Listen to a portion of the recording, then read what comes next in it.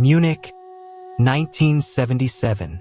In a small studio, a synthesizer the size of a wardrobe keeps breaking down. Every few minutes it drifts hopelessly out of tune. So the producer records it in 20-second bursts and splices the tape together by hand.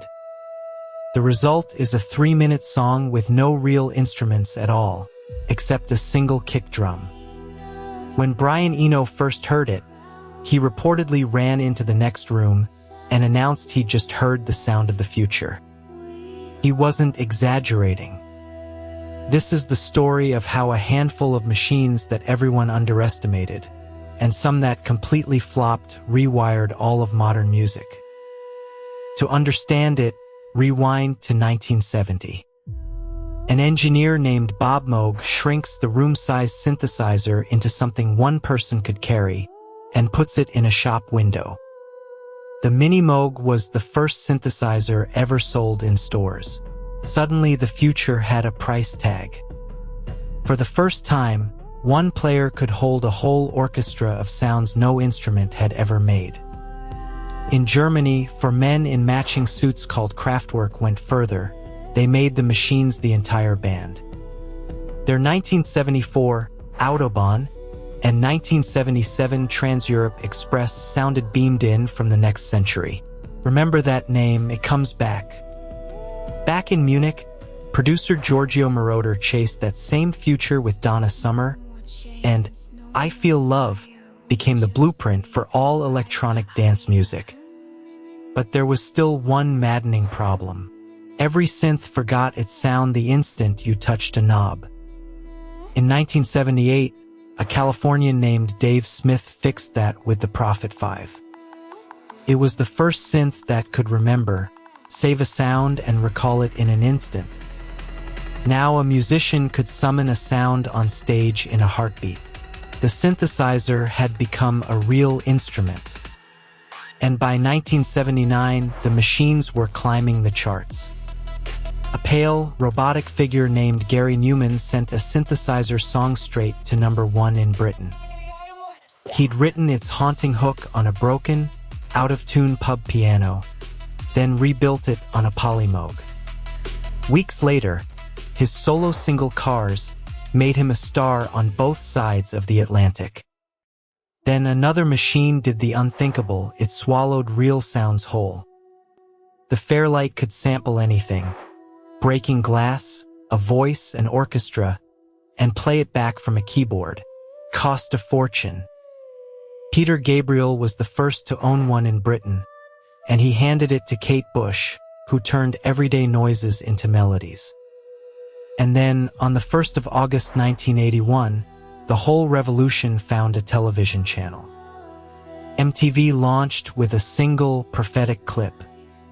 Now image mattered as much as sound, and nobody looked more like the future than the synth bands.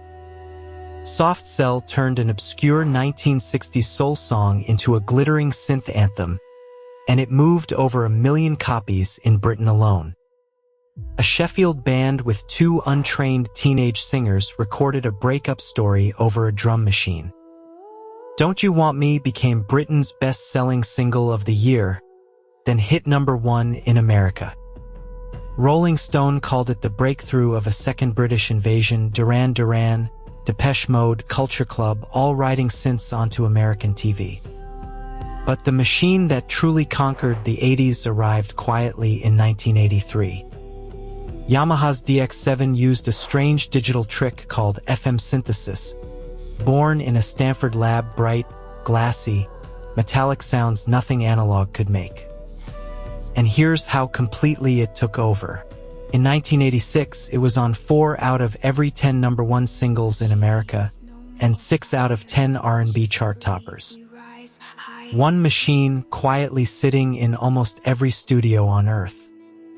That glassy electric piano in nearly every 80s power ballad? It was one factory preset on the best-selling synthesizer ever built. But now for the real twist the 80s are hiding. The machines that changed music the most weren't the hits. They were the failures.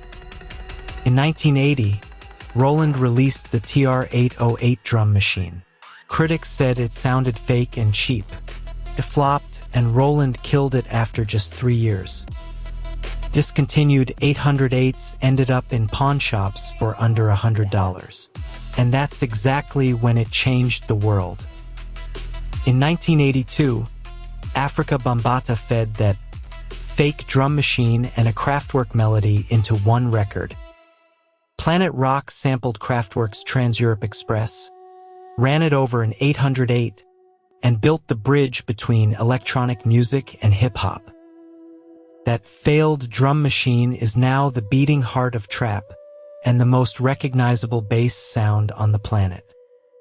Roland had a second flop waiting.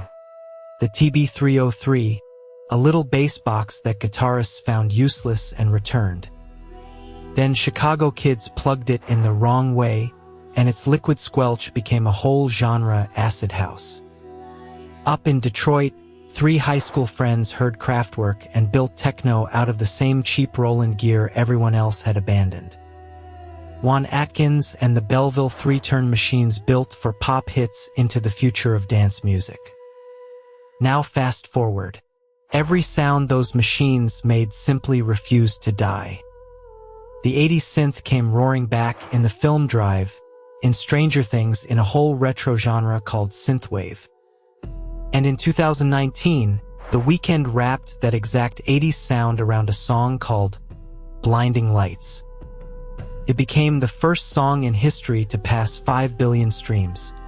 A 40-year-old sound, back on top.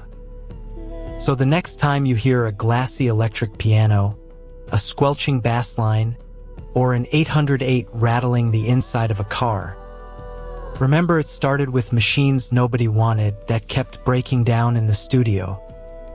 The engineers thought they were building tools.